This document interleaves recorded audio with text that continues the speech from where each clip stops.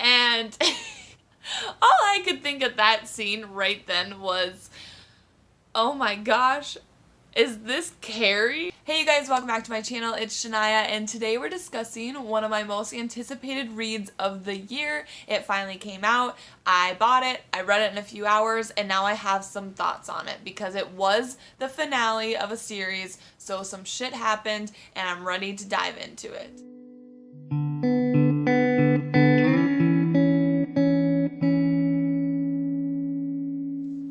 So if you guys couldn't tell from the title of the video, we are discussing The Queen of Nothing by Holly Black. Oh my god, you guys, I cannot believe that this is the finale to the series. Like, I can't believe that the series is over because I don't know how I'm going to live without more Jude and Carden. I just don't understand it. Oh my god. And like, oh, I just can't believe that I have this. Like, I can't believe that I own it now and that I've read it and that's it. Like, we're done. And I don't know. Holly Black, maybe come out with some more novellas because I don't want to be done with this series yet. If you guys haven't heard of the Folk of the Air series, or also known as the Cruel Prince series, it's about a young human girl named Jude who, her parents were murdered by her stepdad, and he is also the dad of her older sister, Vivian, and takes them to go live with him in the fairy world where he raises them. So as you can guess, a human living in the fairy world, there's some issues. Holly Black writes her fairy world as what you'd think fairies are. They're very cruel to humans. They do not like humans. And so the fact that Jude and her twin sister Taryn are there isn't good for them, and they get treated like crap, basically. So there's not a whole lot that I can say in regards to the plot that isn't going to spoil it. So if you guys haven't read this series, I seriously recommend it. It's a great fantasy series, and now if you read it now, you have all 3 books and you don't have to wait as long as everybody else did. So my initial thoughts on this book was, 1, the freaking cover. So this cover is like completely different from the other covers. Just to show you guys, like the Wicked King, the second one, is white, and then this one is in black. But recently they did a entire like revamp of the covers, and they did them all black, so you can get them all in black if you want.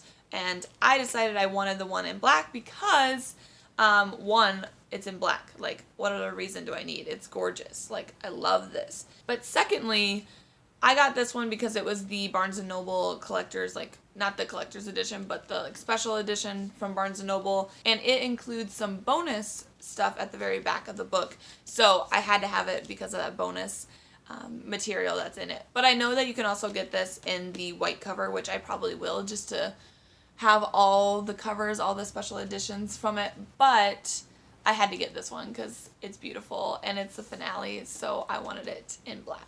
Alright, my next thought when I got this book and I had my hands on it was, why is it so small?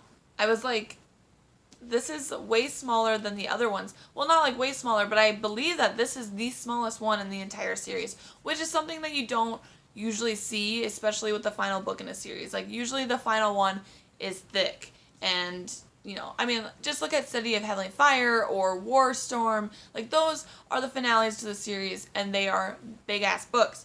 But this one is the smallest, which right away when I picked it up, I was like, Holly, how are you gonna finish this series with this many pages? Like, I'm a little bit freaked out right now because it's so small. I went into it and I was like, how is she going to accomplish this? Maybe it's gonna be so well written that it's just gonna be clear cut, straight to the point, and we're not gonna have any bullshit in between. And so I was kind of like, well, that might be refreshing, but I was also a little nervous because I had no idea where she was gonna go at the end of the series. I didn't know how she was gonna play it out, where Jude was gonna end up, how long it was gonna take for her to get like to the spot where she is. I don't want to spoil things, so I almost spoiled something there. But like, basically, I just didn't know where she was going with it. And I hope that maybe because it was smaller, that meant that it was very well thought out and planned and straight to the point, so that it's not stupid. Alright, so getting into the book and what my initial thoughts were on getting into it and afterwards, basically I was left reading this book very, very underwhelmed. I was so underwhelmed. I was so unsatisfied that I couldn't believe that it was done. I finished the last page and I was like, that's it? Like, there's more. Like, where is it? Where is it? And I was just pissed off because I had so many lingering questions, and that's when I get really mad in series, is when I have all these lingering questions and I was like, what about this? What about this? Like, what are the answers to these questions, and why didn't I get them in the last book? Like, is this truly the last book? That was my thoughts during it. I was like, are we sure that this is the last book? I went on Goodreads just to double check and see if it was the last book, and like went to Holly Black's page and stuff, and I was like, oh my god, it is. It's the last book, and here I am sitting here thinking, what was happening during that? I don't understand. So I don't want to like trash on this book the entire time, because a lot of things did happen that I really enjoyed. I giggled a couple times, I squealed a couple times. I overall had a fun time reading it, and that's why I would definitely recommend it to anybody, because I enjoyed it. I had a good time. I just wasn't happy with how it turned out. And I realize as a reader that most of the time when you're reading a series that you have loved and you've waited for, and then you get to the finale, most of the time it's not going to end up the way that you want. And I realize that. Like, it's the author's world. It's up to them. And I'm just excited to be a part of it. However, there are books that I've read that they basically finish it and it ends up really good. Or they finish it and they go in a completely different route than I thought it was going to go. But I'm still okay with it. Like, for example, Game of Thrones. And I'm not even talking about the books. I'm talking about the TV show, because obviously we can't even determine the books because there's no finale with the Game of Thrones books yet. But in regards to the TV show on HBO, I was so upset. I'm still upset. Like, I can't even go back and rewatch that show because I'm just so mad about the ending. But in regards to that, like, they rushed it at the end, and I had so many questions because they had built it up all these, like, over these 8 seasons, and they had built up all these different plots, and basically we got to the 8th season, and it was rushed in 6 episodes, and then I was like, what about this? What about this? What about that? Like, where are the loose ends being tied here? And I was just pissed off, and that's how I kind of felt about the Queen of Nothing. I liked some things. I liked how they tied up some of the important things that were happening throughout the series, but at the end I just was like, I don't understand what's going on. I realize I'm talking a lot of trash about the book, and I don't want to be talking trash about it the entire time.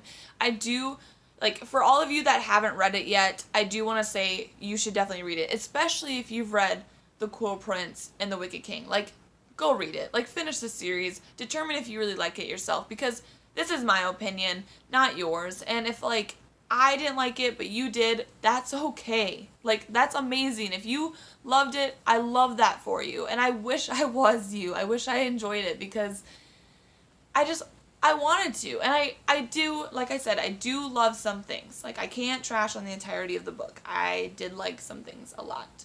So, but if you haven't read it, like The Cruel Prince or The Wicked King or any of it, you should definitely pick it up, and you should definitely read it. Like, don't let me deter you, because it's worth reading. It's a good series. It's highly rated for a reason. It's a good ass series, and you should definitely pick it up, and you should definitely read the Queen of Nothing, because it's good. And so yeah, but basically there was a lot of things in regards to like character development that I didn't feel was the same. I felt like some of the characters weren't acting within the characters that they had been built throughout this series. I felt like some of the plot twists were really unnecessary. I felt like some of the things that were so obvious to me were not obvious to the readers, and I felt like that wasn't true to character, basically. Like, I felt like that was something that definitely should have been realized, and I felt like it was maybe just kind of useless. Like, the plot twists or the information that was being, like, it was supposed to be suspenseful, but, like, to me, I was like, that's freaking obvious. Like, I don't understand why you're not getting it. And I realize I'm having this out of body experience, basically. Like, I'm seeing it in a different perspective. But I just felt like it was obvious. I don't know. There's a lot of things about this book that I did not like. So, I don't really know what else I'm going to discuss without getting into the spoilers. So, non-spoilery people, I'm going to send you off and go buy Queen of Nothing or the Folk of the Air series, read it, and come back and we can discuss. So, Bye-bye, non-spoilery people. All right, so let's get into the spoilers. So right off the bat, let's get into it here. Jude is in exile. She is not allowed in the fairy world because in the very end of The Wicked King, she is basically betrayed by Cardan, and he's exiled her from fairy and made her go live in the mortal world. And so right away I was like, oh my gosh, what just happened? Because at the end, if you guys remember, in Wicked King, he basically was like, Jude, I want you to be my wife. And they got married, and she dropped the, like, whatever that was called, the the authority she had over him. I don't know. But she dropped that, and then she became the High Queen of the fairy world, and it was very exciting. I was like, oh my gosh, she's the High Queen. But then she basically was betrayed, and Cardan's like, like, you're not the High Queen, get the hell out of here. So when you start the Queen of Nothing, Jude, she's in the mortal world, she's in exile. It's been months since she was exiled from Cardan, and right away when we're in the mortal world, I'm like, all right, so let's go. I want to get in her, I want to figure out how she's getting back into fairy, because we all know that she's going to get back into fairy, and it's just a matter of time. So I was like, she better hurry up and get back. So I do commend Holly Black on that, because she didn't wait around. Right away, basically, Jude gets this opportunity to go back to fairy and be in disguise as her twin sister Taryn. But before that, I did appreciate the fact that Jude wasn't just sitting on her ass, because I really thought that when she was exiled, when we got back to her in this book, that she was gonna probably be sitting on her ass doing nothing. And like I'd be sitting on my ass moping, being a little teen, being like, oh my gosh, I was kicked out of the world, like, the only home that I know, like, what am I supposed to do with myself? But she wasn't. So I really, really liked that. I liked that she was actually doing something effective. She was helping the Fae, and she was also helping the humans by protecting them from these Fae that were bad, basically. That was the only thing that I got out of it, that she was really doing these, I don't know, chores? Whatever you want to call it. She was helping these people. So we get to see her with this Grima Moog. I think that's what it's called. I don't know. I'm going to be butchering this names the whole time, but I'm calling it Grima Moog. And we see her fighting her, and I was like, go Jude, yes. Like, I love when there's badass heroines. Like, that's my favorite thing. When they are strong, independent, and they can fight for themselves, I live for that shit. And I always felt like Jude was definitely a great heroine for that. So when you get to see her with the Grima Moog, she's basically battling her, and I'm like, Jude, you got this. Like, beat her up. Even though, like, we hear that, we never heard this Grima Moog person before, but she's basically a cannibal, like, eating all these people Jeffrey Dahmer style. And we, like, hear that these war stories that she's some badass person that's always been undefeated or whatever. And Jude comes in and just knocks that title out of there and owns her in a fight. Well, doesn't necessarily own her. Like, Jude doesn't come out without any bruises or anything, but she wins, and that's what's important. So go Jude. I loved that. I loved that scene so much. After the Grima Moog, Jude goes home, and she sees Taryn, which, screw you, Taryn, I freaking hate you. But anyways, she sees Taryn, and Taryn's like, oh my god, I killed Locke, and I'm pregnant, but they're gonna question me, and I'm gonna be glamored, and you can't be glamored, Jude, so I need you to go to the fairy world, and I need you to pretend to be me, because they're gonna glamour you, and then you can lie, and it'll be okay, and you can save me from being basically imprisoned, and having my child in prison at the Tower of Forgetting, or whatever it is. But here's my first complaint with that. Why was Locke killed off page? That pissed me off, because one, the reasoning for why Taryn killed Locke really didn't make sense to me. Like, she hated him, but, like, she was technically, she was in love with him. I don't know. I was really pissed off that Locke was killed off page, because I felt like that wasn't right. We had Locke throughout the last 2 books, and he was a pain in the ass. He was a dick, literally the entire time. And he messed up Jude's life constantly, and on top of that, he basically, like, Taryn was already a bitch, but, like, Taryn, I felt like, became worse with Locke, and betrayed Jude so many times, in effect to not only Maddox, but also Locke. So, like, him getting killed off page, I was like, what? He's just killed? Like, that just seems so dumb to me, because I felt like that could have been a huge point in the book. Like, having Jude face Locke again. And I also felt like that was Jude's kill, not Taryn's kill. Like, what?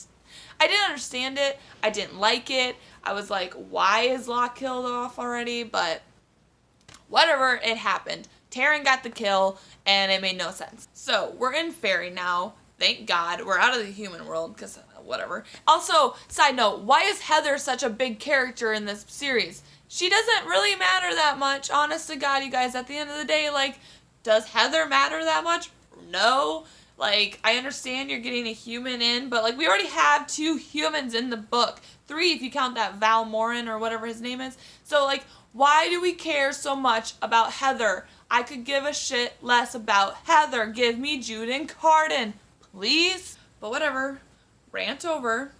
So now we're in Fairy, and I'm like, yes, yes, yes, give me Carden, please. I'm so excited to see him. It's been months. Like, I don't care about Jude seeing him. Like, I want to see Carden, please. But anyways, she gets in there, she walks up to the throne, and she keeps her eyes down. Like, she don't want to look at Carden. And I'm like, bitch, you look at Carden. Like, I want to see Carden, and I can only see it from your perspective. So look up, and please look at Carden. So she finally looks up, and he's just sitting there, like, smirking. And right away, at that point, when he's sitting there smirking, I'm like, he knows. Like, it would just seem weird to me if he, like, mistook Jude for Taryn. I didn't feel like it would be true love if he knew. So, like, right away, I was like, Jude, your act's up. Like, he knows you're not Taryn. He knows his lova right there. So then, Jude is getting questioned as Taryn. And I think it's Nicasia, is that how you pronounce it? Or Nicasia? I don't really know. And so Nicasia is basically saying that we knew that Jude loved Locke at one point, but Locke chose you, Taryn. So maybe she'd want to kill him for that. And right away, Jude's like, no, bitch, no. I did not love Locke. But really what she says is, Jude never loved Locke. She loved someone else. He's the one that she'd want dead. And then Carden flinches. I remember because when I was reading that, I was reading it like on my Nook. And so at the very end of the page on my Nook, it was basically that line of her saying she never loved him. She loved someone else. And he's the one she'd want dead. And I remember I was so excited to change the page because I wanted to know what Carden's reaction was. And I like paused for a second. It was like squealing. I was like, oh my God, what's his reaction going to be?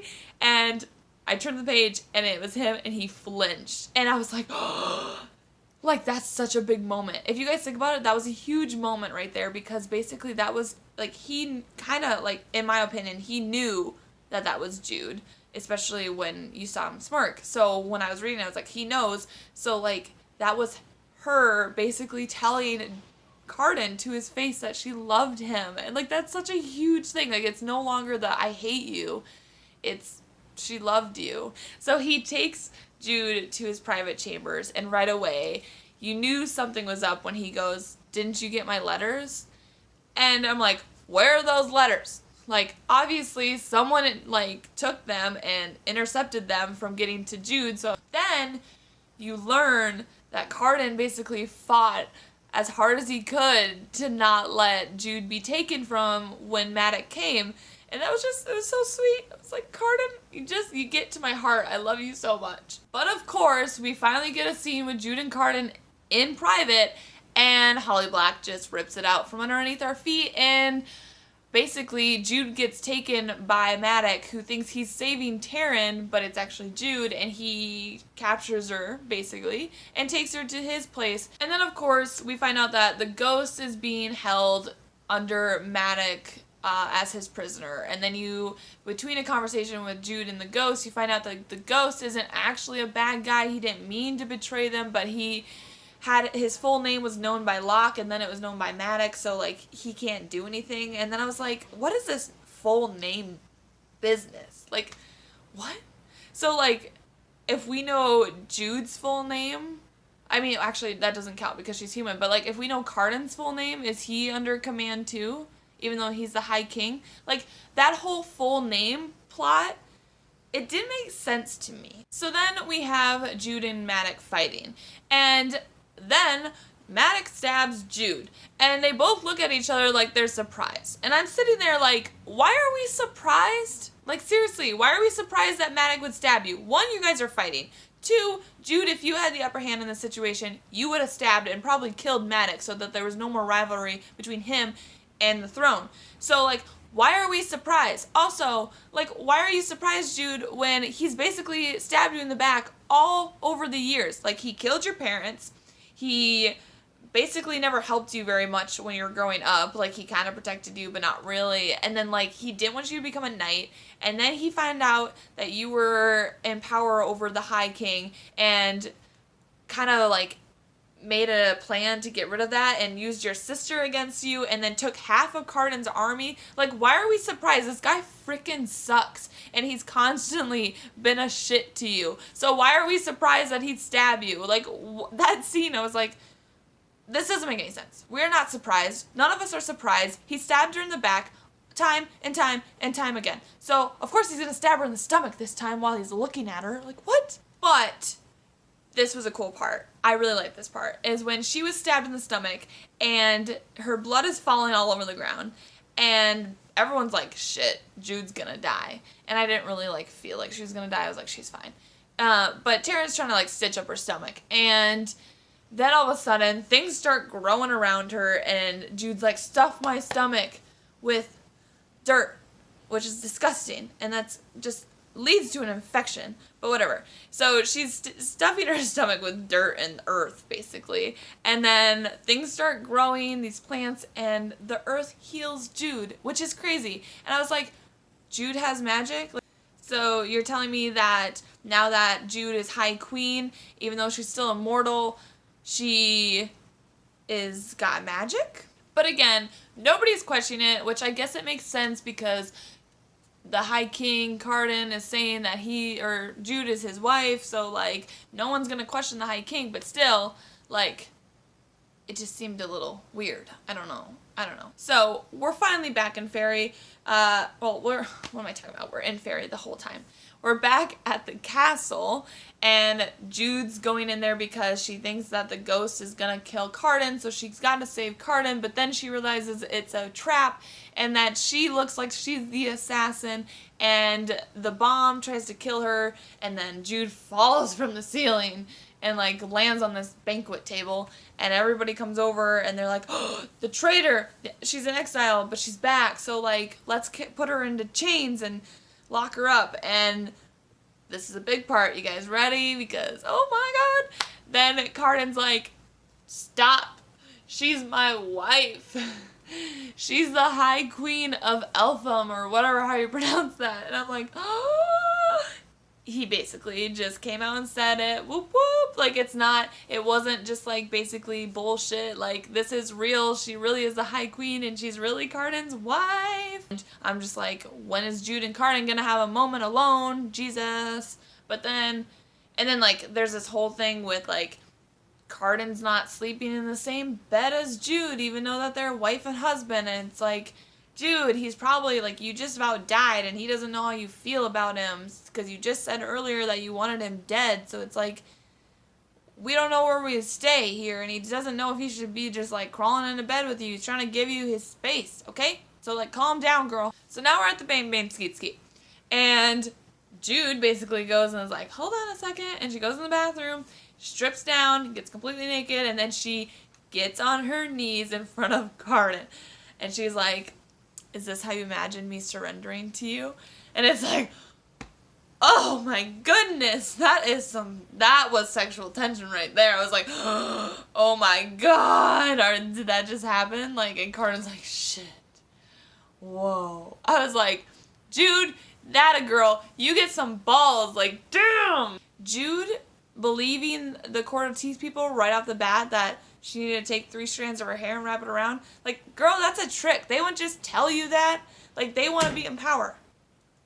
Do you guys hear that? Oh my god, the wind today is insane. It's making my house freak out. Of course, someone goes and tells Dude, like, girl, you stupid? Why would you take your own hair? Like, girl, that's a trap. And she's like, oh my god, it is. Like, oh, Dude, you're smarter than that. Like, why would you believe that for 1 single second? That was just so dumb and just seemed like such a dumb little plot thing that happened, and it didn't make any sense. Then we have all these, like, they all come together and they're all like, we're gonna bridle the serpent. Like, it's fine. And Jude's like, I'm gonna live with Cardan next to my side for the rest of my time being queen. And I'm like, girl, you ain't gonna be queen. But whatever.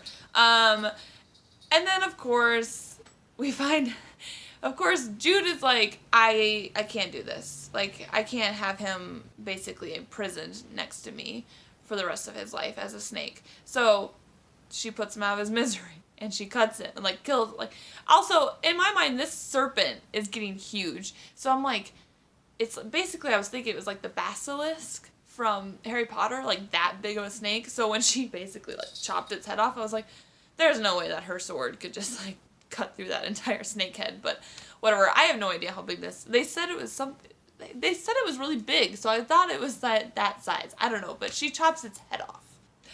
So she chops its head off, and then she looks away, and she just doesn't look at the snake's carcass, basically, anymore. And all I could think is, Jude, you need to look at his carcass, because something's probably going to happen. But then Maddox, well, everybody else is all, like, pissed off because she didn't do what she said she was going to do. And so, but then Maddox, like, Jude, look. Like, what? And then, so Jude looks, and there is Cardan coming out of the snake's body, drenched in blood, buck-ass naked as the day he was born. All I could think when he came out of the snake, I got instant images of Stephen King's Carrie, like, drenched in pig blood. Did anybody else feel like that? Oh god, it was so funny. All I could, just images of the freaking Carrie prom fiasco. And that's what I was like, Cardan, you're Carrie. Okay, so basically they end up living happily ever after. But there's a lot of loose ends, like I said, that I was like, what? First one. Overall, I don't know how I feel about the book. I love it and I hate it, which is probably appropriate because of Jude and Cardan's relationship, a love-hate, you know? At times I really like it, and at times I really don't, and that's why I ended up giving this 3 out of 5 stars on Goodreads. I felt like that was probably the most appropriate that I was going to do. There, like I said, there was things that were lacking. I don't really like when I have lingering questions, like, I just need to know those answers, basically. And I do feel like it was kind of rushed. I felt like it was way shorter than it should have been. I felt like if there was maybe 100 more pages, it could have been way more fleshed out. I kind of want to know what everybody else's thoughts were. I know that it just came out this week, and I read it the day it came out, so a lot of people probably haven't read it yet, but if you guys have read it, please let me know what your guys' thoughts and concerns or no concerns were down below. I would love to know what you guys thought of the book in comparison to my thoughts. But other than that, I will see you guys next time. Bye!